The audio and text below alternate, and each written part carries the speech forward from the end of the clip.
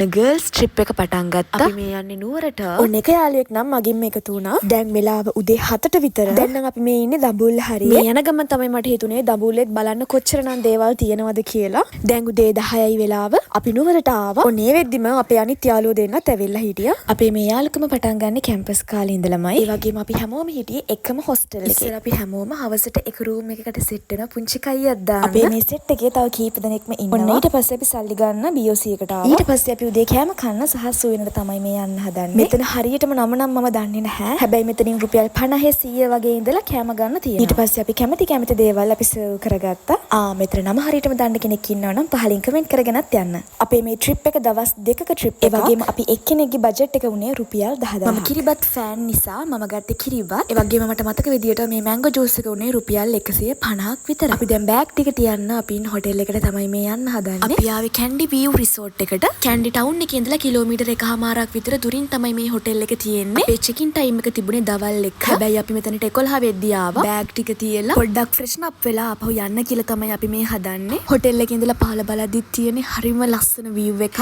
මේ දවස්වල කොහොමත් රස්නේනේ. ඉතින් නුවරටත් රස්න දැනෙනවා ටිකක් වැඩි. අපි දැන් මේ යන්න හදන්නේ හන්තාන බර්ඩ් පාක් එකට. ඒ වගේම මේක පැය භාගයක විතර ගමනක්. මට දැනෙන විදියට නුවර කියන්නේ හරිම සංසුන් නගරයක්. අපි ඊළඟ වීඩියෝ එකෙන් හන්තාන බර්ඩ් පාක් එක ගැන බලමු. ඊළඟ වීඩියෝ එකත් එක්කත් එකතු වෙලා ඉන්න. බයි.